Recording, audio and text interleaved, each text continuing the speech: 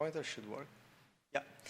Okay, so Deirdre, as I was saying, was the first one to join the project as a postdoc when we were up in Germany. Then she left for a position in Italy at University of Pisa, and now she is successfully back to California. I'm not sure how long you want to stay there, but let's see. So I think we did a lot of work, not only in Patagonia, as you're going to describe today, but also Cape Verde, I think, and where else? Italy and New Zealand. Yeah, so she was there all the way. So thank you, Dee, for being here, and the stage is yours. Oh, you have it. Okay, good. Okay, so I'm going to sort of pick up where Carla left off and talk about the last interglacial in Patagonia, Argentina, and tie it in a little bit to Sebastian's talk that we heard this morning. Brief outline, it's a warm coast talk, so of course I'm going to talk about the Wallace review. I'm going to briefly touch upon our survey methods and amino acid racemization because it's going to help understand the few results that I'm going to give you today. And then I'm going to show you a lot of pretty pictures to help distract you from the fact that we don't have a lot of results yet. Well, we have data, we just haven't turned them into anything yet, really. Okay, so the Wallace review paper for Argentina was led by Evan Gowan. The takeaways from that, like Carla was just saying, and I want to emphasize most because it's definitely not all, but most of the papers were not clear on the location. The sea level indicators are really hard to understand because there's no indicative meeting or no modern analog provided. The elevations were not great. A lot of times it's just sort of above sea level, or they use some outdated methodology. There was a lot of different attempts at geochronology. Your radiocarbon dates tended to be finite. And then you have uranium, thorium, ESR, and AAR on mollusk shells. You don't see any luminescence in these deposits because it's all pebble to cobble size. There's not really a lot of sand type deposits that you would typically use for your luminescence methods. And then there is some stratigraphy, but it was pretty much just related to these are glacial sediments, these are interglacial sediments. So there's not a lot of constraint on the stratigraphic constraint provided. And then as far as tectonic uplift and or GIA, the shorelines are all recognized as elevated, but there's no real clear understanding what is driving the difference in elevation in comparison to sort of the last interglacial standard, whether that's 2 to 10 meters or the 6 to 9 meters. So that was a paper led by Gowan, or Evan, I should say. So again, 2 field campaigns. 2019, Alessio and I went out there with Evan, who was at AVI at the time, Sebastian, who you heard from this morning, and some colleagues of his from the National University down in Tierra del Fuego, and I cannot remember what PSJB stands for, sorry. And then in 2022, Carla went back with Sebastian again, and Luciana Giacchetti, who just published a nice paper about some of the bioerosional traces and what that means, and that was stuff that she worked on with Sebastian. So the green field sites up near, okay, I don't think you can see it. The green pins are the work that was done in 2022, and then the 2019 field sites are those in yellow. So, quick thing on the survey methods, we used global navigation satellite systems, so we had an MLID system, we had a base that we would set out usually for at least 45 minutes and then use a rover to do our transects or get point elevations as sample points. I know Alessio's had some issues with the post-processing, ask him, I don't know anything about it, but overall our elevation uncertainty for a lot of the points is somewhere around 0.3 meters. This is Puerto San Julian. This is the most southern site we got to. I just wanted to point out that this unit here right around mean sea level is a sort of finer grained sandy unit, and then when we get up into the beach, you see pebbly, cobbly sediments or grain sizes. And this is a sort of sequence that we see consistent throughout the Patagonian coastline. So that's really driven a lot of our interpretation, or will drive a lot of our interpretation of sea level going forward. Briefly on amino acid racemization, I'm not going to spend a lot of time here. I could talk about it for an hour and you'd probably be bored or confused or both. But it is the main geochronological tool that we used. I used it throughout my PhD, so I'm very familiar with it. just a few things I wanted to point out. The method itself measures the racemization, or the conversion of amino acids from what we call a D form to an L form. Each amino acid proceeds in racemization at a different rate. So you're looking at multiple different amino acids. People have preferences over which ones they use, and it also depends a little bit on your machine type. I'm going to be showing you results of aspartic and glutamic amino acids. The rate of racemization differs by genus, so you always want to use different or multiple genus because you don't always have the same shell types at every single site. But it also means because the racemization rate varies by genus, you can't compare different genuses. So that's something else to keep in mind.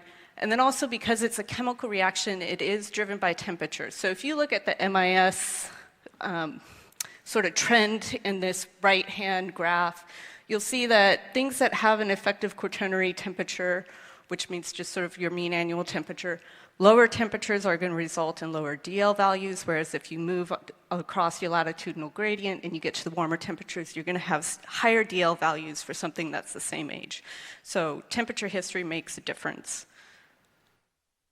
I'm going to talk to you a little bit about Cayeta Olivia. So this is one of our field sites in sort of the southern half of where we went in 2019. And if the name sounds familiar to you, it's because this is a site that was just published in the paper led by Alessio looking at storm ridges as paleo sea level indicators. So this is that site. I'm presenting it to you because it's going to be kind of the template for what we're going to do moving forward as we go through the rest of the data. We have our modern beach, modern analog to the front where we did a transect, and then we have the paleo feature in the back, and we did a transect there. So we're able to get the modern analog to the paleo feature and directly correlate those two. So just to move through it, again, down here in the bottom left-hand side, you've got the fine grain unit that's right there, right about modern sea level that forms your sort of modern shore platform. And then that is the contact to the pebbly, cobbly sediments that you see throughout the rest of the sequence. Going up mid-beach, again, you can see the various grain size there. You get some nice imbrication on some of the larger cobbles. And then we have the storm berm and the top of the beach at the back of the beach. We took some shell samples from along this surface. And then at the back of the beach, so that cliff that was there, these pictures, you pretty much have modern coastline to your back.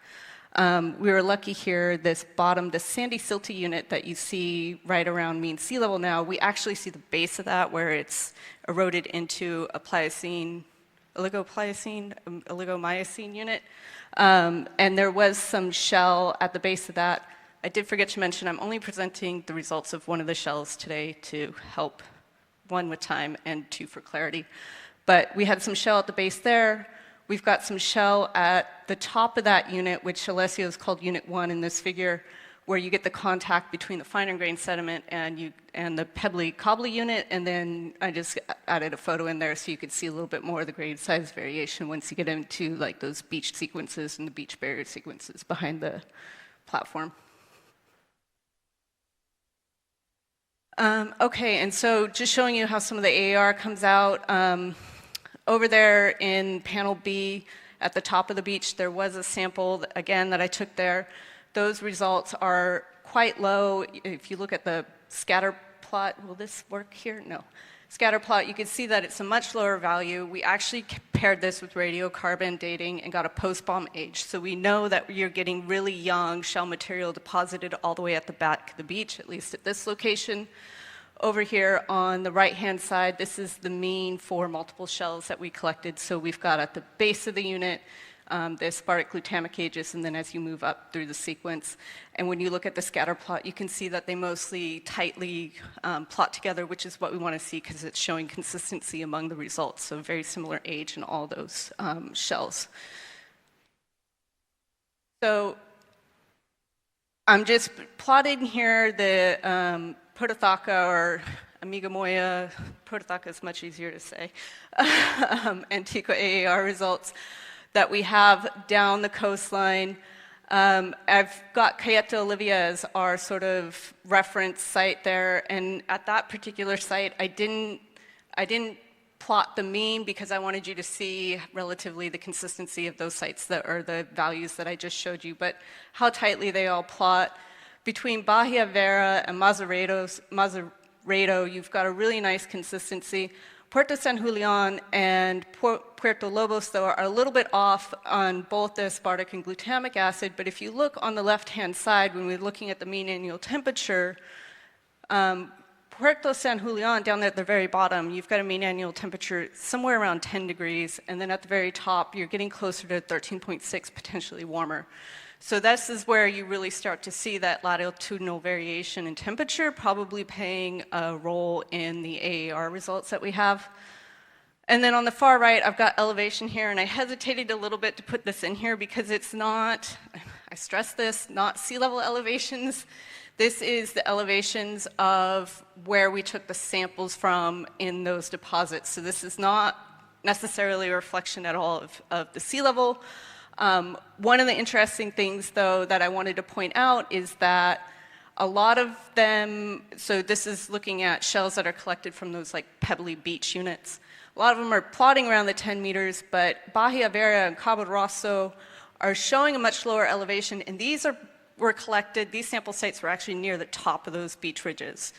And then at Cayeta Olivia, this is one of the few sites where we get that much older bedrock exposed in the cliff line, and we don't have a Holocene barrier sequence in front of it. So again, very raw, but this is already showing us that we do have some sort of tectonics or something playing a bigger factor here in Argentina than I think was potentially explained or expressed before in earlier papers. So this is going to be fun to see how this all plots out. As Andrea and Alex were saying earlier, this is where looking at the stratigraphic context of all of our samples come from. It's going to play a big role, and then also looking at the context within the coastline. Again, some of these sites have Holocene ridges in front of them. Some of them have bigger modern beach sequences out in front of them, and then something like Cayeta Olivia where you have that whole cliff sequence right up across the beach.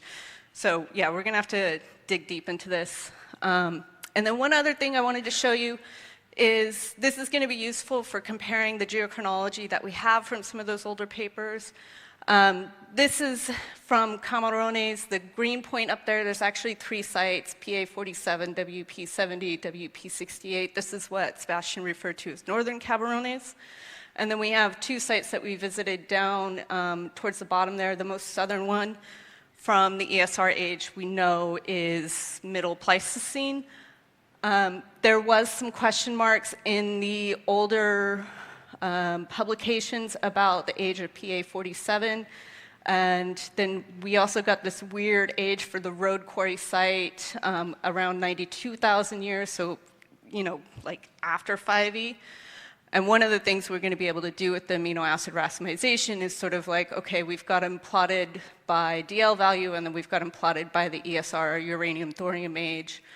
Which of these ages kind of makes sense? Because, you know, these ESR uranium-thorium ages is just one shell. You don't know if you're looking at particular problems with that one shell or if you're looking at something that's been reworked.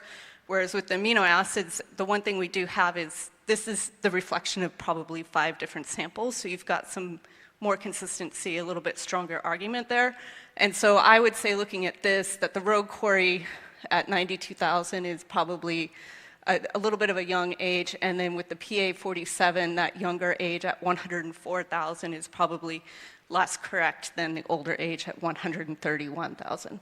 So, you know, using multiple tools, multiple geochronological tools, instead of putting all your eggs in one basket, can help you resolve some of those inconsistencies you might see if you only use one method. If you want to talk about that some more, my poster tomorrow or whatever day it is, we've got a lot of different geochronology resulted in or reflected in that. I don't have a conclusion slide because I don't have any conclusions. This is about where we're at. And I'll leave it at that for any questions.